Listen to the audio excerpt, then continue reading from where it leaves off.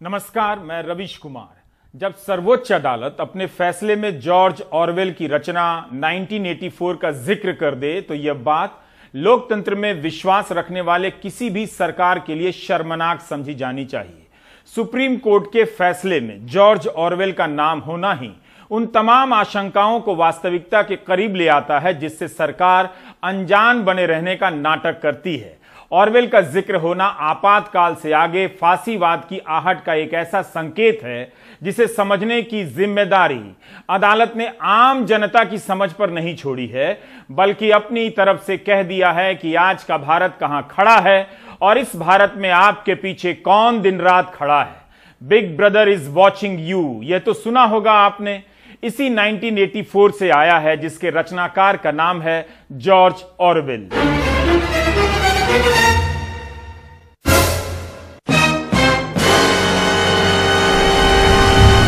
Supreme court के फैसले में जॉर्ज ऑरवेल का नाम एक बार आया है। उनकी सिर्फ एक लाइन है, लेकिन जॉर्ज ऑरवेल की हर पंक्ति उस तंत्र की सोच का हिस्सा है जिसे ऑरवेलियन स्टेट कहते हैं, जिसमें स्टेट साये की तरह नागरिक पर नजर रखता है, एक रहस्य की तरह उसके बेडरूम तक में हर पल रहता है, जिस रहस्य के डर से नागरिक करवटे तक नहीं बदलता, गुलाम की तरह सहमा रहता है। जिस तरह से आज के भारत में सरकार से सवाल पूछने को देशद्रोह से जोड़ दिया गया है, 1984 में ऑरवेल ने ऐसे ही हर शब्द का नया मतलब लिखा है। उपन्यास के चौथे पन्ने पर ही बताया है कि ऐसे स्टेट के लिए युद्ध शांति है, स्वतंत्रता गुलामी है और अज्ञानता शक्ति है। यह वही अज्ञानता है जिससे व्हाट्सएप यूनिवर्सिटी के अंकिल और हिंदी प्रदेश के नौजवान खुद को ताकतवर समझने लगते हैं, हमलावर बन जाते हैं। मोतिहारी में जन्मे जॉर्ज ऑरवेल के उपन्यास 1984 की पंक्तियों की चर्चा तभी होती है, वहीं होती है जहां फांसीवाद और उसकी आहट होती है। पेगासस मामले में जांच कमेटी बनाए जाने का फैसला लिखते समय chief justice NV Ramana, justice Surya Kant और जस्टिस हिमा कोहली के जहन में ऑरवेल की यह पंक्ति यूं ही नहीं आ गई होगी। इस फैसले में जॉर्ज ऑरवेल की एक ही पंक्ति है, लेकिन उस एक पंक्ति को ना तो आप पूरे उपन्यास की अवधारणा से अलग कर सकते हैं और ना ही इस फैसले को उस उपन्यास के बिना समझ सकते हैं।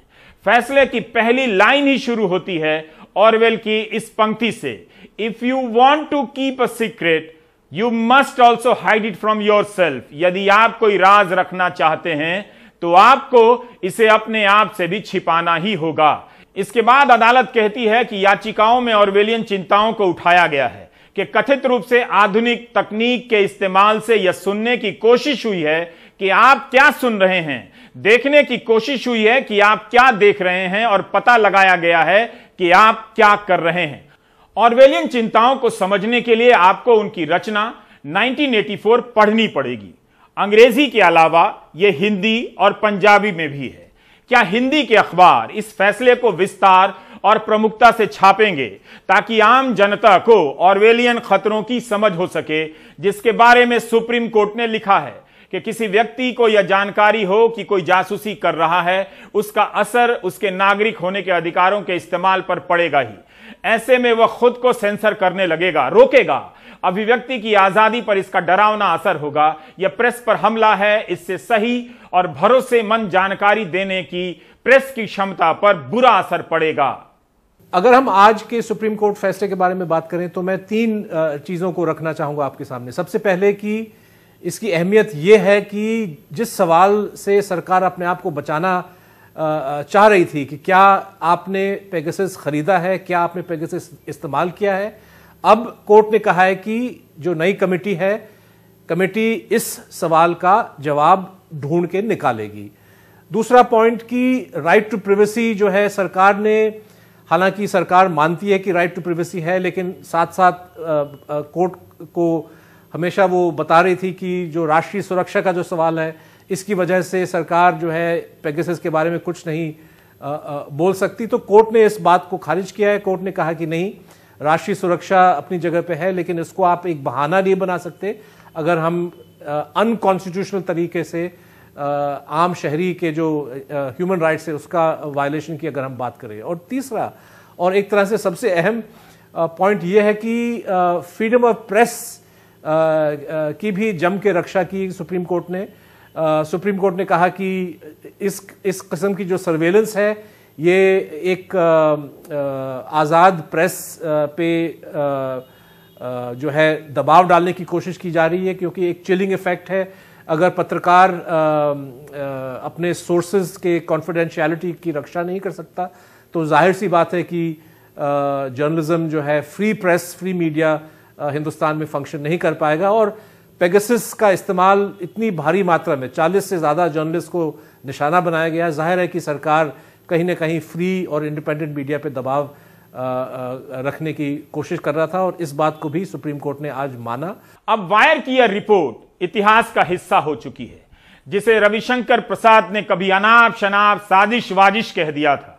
किसी पत्रकार के फोन की जासूसी का मतलब है कि आप 114 रुपए पेट्रोल भराएंगे, गरीब होते जाएंगे और हमसे भी तकलीफ नहीं कह पाएंगे। पूछने पर यही कहेंगे कि सब चंगा सी। इसलिए कोर्ट ने कहा कि पत्रकारों के सूत्रों की सुरक्षा बहुत जरूरी है, और यह मामला केवल पत्रकार ही नहीं बल्कि आम लोगों की निजता के अधिकार का भी है। संसद चलनी चाहिए ताकि हम हमारे मुद्दे। जुलाई महीने में मॉनसून सत्र शुरू होने वाला था। वायर में पेगासस जासूसी कांड को लेकर खबर छप गई, जिसके लिए दुनिया के कई देशों के 80 पत्रकार कई दिनों से परिश्रम कर रहे थे। कुछ फोन के जासूसी होने की पुष्टि भी हुई और संभावित लोगों की जासूसी की सूची भी मिली, जिसमें आज के आईटी मंत्री अश्विनी वैष्णव के भी नाम हैं। इसके बाद भी आईटी मंत्री ने संसद में कह दिया कि ऐसा कुछ हुआ ही नहीं।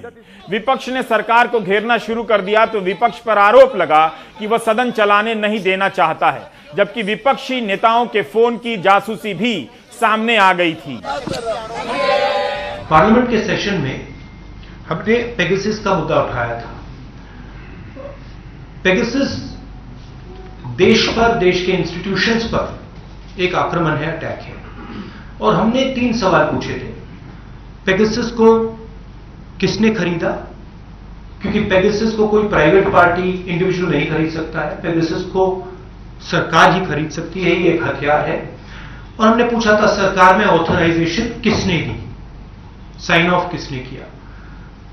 दूसरा हमारा सवाल था कि पेगासस किन किन लोगों पर डाला गया था, किन लोगों की टैपिंग की गई थी, किन के फोन्स इन्फेक्ट किए गए थे। क्योंकि एक लिस्ट है जिसमें चीफ जस्टिस का नाम है, सीईसी का नाम है, ऑपोजिशन के नेताओं का नाम है, बीजेपी के मंत्रियों का, एमपीज का नाम है, बहुत सारे एक्टिविस्ट का नाम है। तो हमने पूछा ये किन लोगों पर यूटिलाइज किया गया था। और आखिरी सवाल, जो बहुत जरूरी सवाल है, क्या पेगासस का डेटा किसी और देश के पास भी था या सिर्फ हिंदुस्तान की सरकार के पास? जवाब नहीं मिला। हमने पार्लियामेंट रोका, जॉइंटली विपक्ष मिलकर एक साथ खड़ा हुआ और हमने पार्लियामेंट को रोका। उस समय आपने भी कहा कि देखिए सरकार पार्लियामेंट चला रही है, कांग्रेस पार्टी और विपक्ष क्यों रोक रहे हैं। हमने इसलिए रोका क्योंकि ये हमारे देश पर आक्रमण है, हमारे लोकतंत्र पर आक्रमण है, और हमारी जो वाइब्रेंट डेमोक्रेसी है उसको नष्ट करने का अटेम्प्ट है। आज कोर्ट ने एक्सपर्ट्स की कमेटी बनाई है।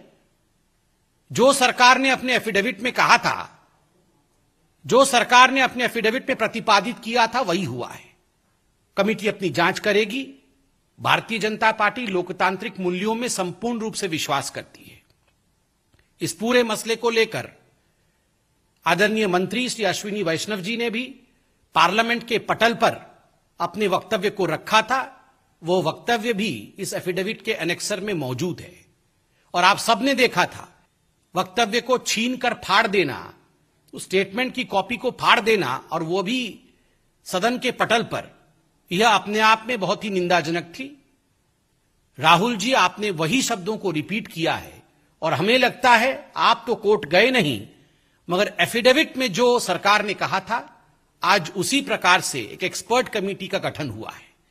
पेगासस पर्दाफाश के सामने आने के 2 दिनों के भीतर फ्रांस में जांच शुरू हो गई।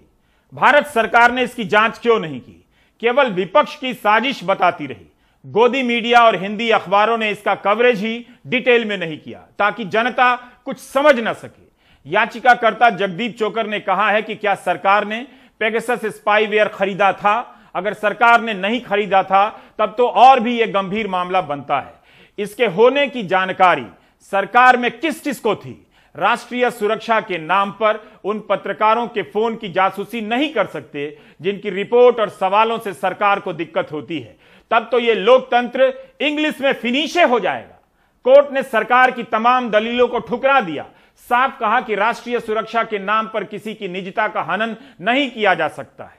सुप्रीम कोर्ट ने कहा कि मई 2019 में व्हाट्सएप कंपनी ने पाया था कि उसके यूजर के फोन में पेगासस जासूसी सॉफ्टवेयर है। उस दौरान खबर आई थी कि कुछ भारतीय भी इससे प्रभावित हुए हैं। इसका जिक्र 20 नवंबर को संसद में इलेक्ट्रॉनिक और सूचना प्रौद्योगिकी मंत्री रविशंकर प्रसाद ने भी किया था। व्हाट्सएप कंपनी ने ही सबको फोन कर बताया कि आपके फोन की जासूसी हो रही है। क्या तब 2019 में सरकार को जांच नहीं करनी थी?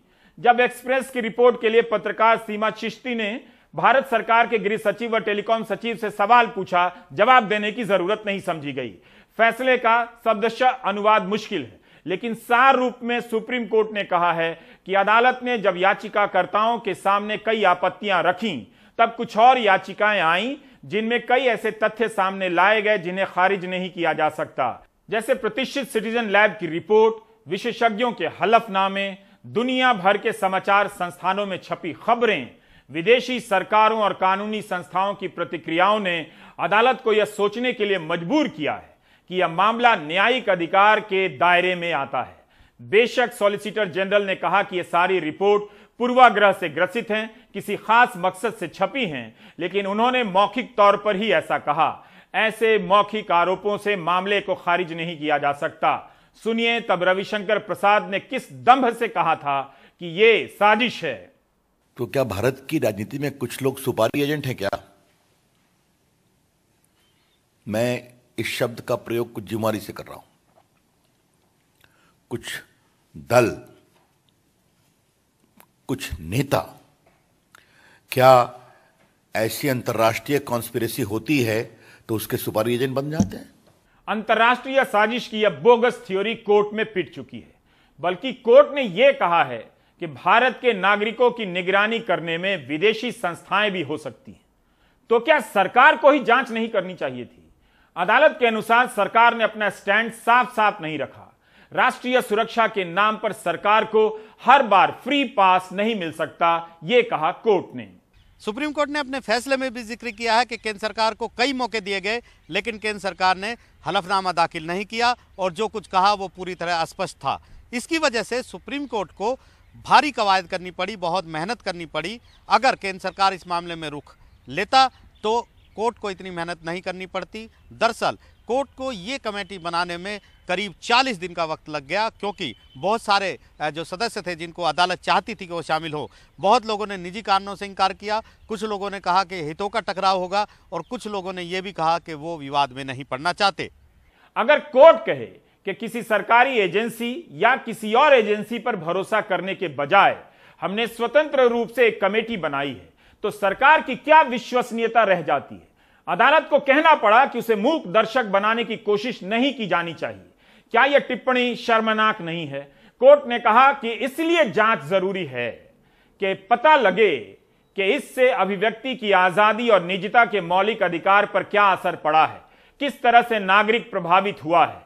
क्या इस देश के नागरिकों की निगरानी में कोई विदेशी सरकार, एजेंसी, प्राइवेट संस्था शामिल है? यह भी आरोप है कि केंद्र या राज्य सरकारें नागरिकों के अधिकारों के उल्लंघन में शामिल रही हैं। इन सब कारणों से केंद्र सरकार की याचिका को हम खारिज करते हैं और एक एक्सपर्ट कमेटी बनाते हैं। इस कमेटी की कोई समय सीमा तय नहीं की गई है। 8 हफ्ते बाद सुप्रीम कोर्ट में फिर से सुनवाई होगी। इस कमेटी के 6 सदस्य बनाए होंगे, जिसके अध्यक्ष होंगे सुप्रीम कोर्ट के पूर्व जज जस्टिस RV रविंद्रन, पूर्व IPS Alok Joshi, international electrotechnical commission के अध्यक्ष डॉक्टर संदीप ओबेरॉय और इसके अलावा 3 अन्य तकनीकी विशेषज्ञ होंगे, जिनके नाम है राष्ट्रीय फोरेंसिक विज्ञान विश्वविद्यालय के प्रोफेसर और डीन डॉक्टर नवीन कुमार चौधरी, केरल के अमृता विश्वविद्यापीठम के प्रोफेसर डॉक्टर प्रभारन पी और आईआईटी बॉम्बे के associate professor doctor Ashwini Anil Gumaste.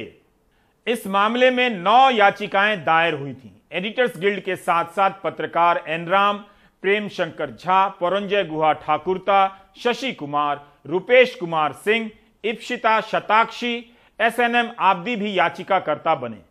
Association for democratic reform के जगदीप एस चोकर के अलावा नरेंद्र मिश्रा, सुप्रीम कोर्ट के वकील एमएल शर्मा, पूर्व वित्त मंत्री यशवंत सिन्हा, सीपीएम सांसद जॉन ब्रितास और केएम गोविंदाचार्य ने भी याचिका दायर की। आज सुप्रीम कोर्ट का जो जजमेंट है वो पूरी तरह से एक संवैधानिक दृष्टि से दिया गया है। और कोर्ट ने खुद वो बहुत अच्छे से क्लैरिफाई किया और कहा कि ये जो मैटर है, निजता का अधिकार एक बहुत इंपॉर्टेंट अधिकार है हर नागरिक का, और उसको रिस्ट्रिक्ट किया जा सकता है but only in accordance with law, मतलब लॉ के हिसाब से, और वो भी प्रोपोर्शनैलिटी देखते हुए। ऐसा नहीं कि आप पूरा निजता का अधिकार खत्म कर सकते हैं। और इस केस में वो सारे कुछ स्टांस लिए नहीं गए बिकॉज गवर्नमेंट ऑफ इंडिया ने कुछ डिटेल प्रोवाइड ही नहीं की, और गवर्नमेंट ऑफ इंडिया ने सारी जो उनकी एफिडेविट थी वो एक तरह से जो हमारे स्पेसिफिक एलिगेशंस थे उस पर कोई रिस्पॉन्स नहीं था। तो इसलिए उन्होंने कहा कि प्रथम दृष्टिया ये जो मैटर है इसमें हमने एक निजता के अधिकार के हनन का केस बना पाए हैं हम, और इसलिए इसमें एक इंडिपेंडेंट जांच की जरूरत है जो एक रिटायर्ड सुप्रीम कोर्ट जज के द्वारा की जाएगी, अलॉन्ग विथ उसमें उनके साथ 6 मेंबर हैं कमेटी के।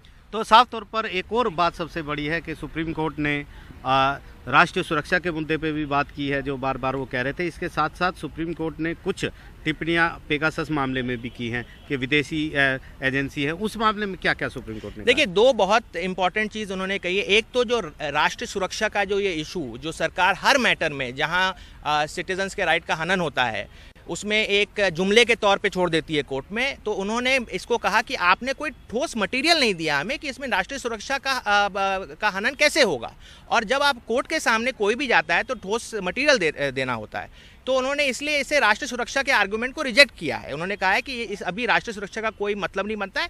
कोर्ट ने खुद कहा कि हम कंसर्न हैं बहुत राष्ट्रीय सुरक्षा के लिए, बट आप जेन्युइनली बताइए कि राष्ट्रीय सुरक्षा का किस पहलू पे इम्पैक्ट होगा। अगर आप जेन्युइनली कोई मटेरियल के साथ बताइएगा तो हम ऑब्वियसली उस एस्पेक्ट में नहीं जाएंगे, लेकिन अगर आप सिर्फ इसे एक जुमले के तौर पे छोड़िएगा और बिना किसी ठोस मटेरियल के, तो वो हम एक्सेप्ट नहीं करेंगे। लेकिन सवाल वही है जिसके खिलाफ जांच है उसी को मदद भी करनी है कमेटी। जी हाँ, वो तो है, और एज पिटिशनर्स हम होप करते हैं कि सरकार इस पर पूरा सहयोग देगी। इस ऐतिहासिक मुकदमे के लिए कुछ वकीलों के ऐतिहासिक प्रयास का उल्लेख भी जरूरी है। कपिल सिब्बल, श्याम दीवान, अरविंद दातार, चंदर उदय सिंह, राकेश द्विवेदी, मनीष तिवारी और मीनाक्षी अरोड़ा ने शानदार काम किया है। आम लोगों के फोन में सॉफ्टवेयर भेजकर बातचीत रिकॉर्ड करने का केवल मामला नहीं है। इस सॉफ्टवेयर से आपके फोन में फर्जी सबूत डालकर आपको हमेशा के लिए जेल में बंद किया जा सकता है। आपके फोन का कैमरा ऑन किया जा सकता है और देखा जा सकता है कि आप कहां क्या कर रहे हैं। सरल हिंदी में समझिए, आप नहा रहे हैं, सरकार देख रही है। आप कपड़े बदल रहे हैं, सरकार देख रही है। तो क्या आप कपड़े बदलेंगे और नहाएंगे? चाहेंगे कि सरकार देखती रहे? इसे कहते हैं निजता का उल्लंघन, ब्रीच ऑफ प्राइवेसी। 1984 के एक हिस्से को पढ़ रहा हूं, आपको आज का भारत दिखाई देगा। जॉर्ज ऑरवेल लिखते हैं, पार्टी के अलावा किसी से वफादारी नहीं होगी, बिग ब्रदर के अलावा किसी के लिए प्यार नहीं होगा, दुश्मन के ऊपर विजय पाने के बाद जो हंसी होती है उसके अलावा कोई हंसी नहीं होगी, कला साहित्य विज्ञान कुछ नहीं होगा, हम सर्वशक्तिमान हैं, हमें तो विज्ञान की जरूरत नहीं होगी। मगर मत भूलो, सत्ता का नशा हमेशा रहेगा, बढ़ता रहेगा और महीन होता चला जाएगा। एक ऐसे विरोधी को कुचल देने का एहसास बना रहेगा जो असहाय और मजबूर है। अगर तुम्हें भविष्य की छवि देखनी है तो एक ऐसे जूते की कल्पना करो जो हमेशा के लिए एक इंसानी चेहरे पर ठप्पे की तरह मारे जा रहा हो। इस फैसले को पढ़िए, जॉर्ज ऑरवेल की 1984 को भी पढ़िए, है हिंदी में। एक दूसरे के बिना फैसला समझ नहीं आएगा। प्राइम टाइम में ब्रेक ले लीजिए, लेकिन इस सुंदर लोकतंत्र पर नजर रखने के काम से कभी ब्रेक मत लीजिएगा। बहुत कुछ ब्रेक हो चुका है। जो भी जनता बनने की कोशिश करता है उसकी पीठ तोड़ी जा रही है।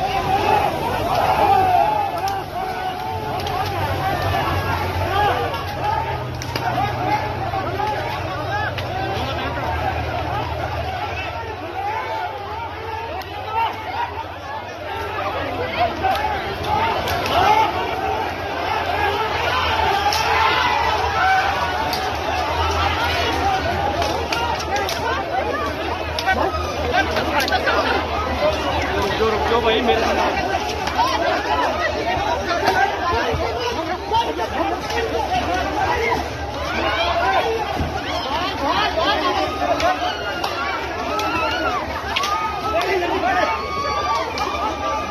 पे मत मारना किसी भाई।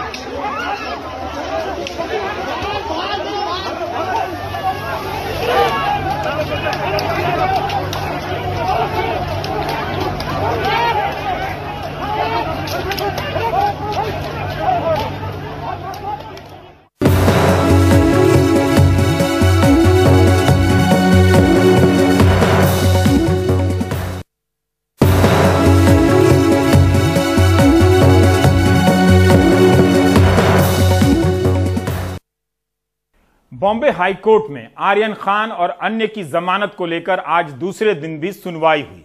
क्या क्या दलीलें रखी गईं, क्या हुआ, हमारे सहयोगी सुनील सिंह बता रहे हैं।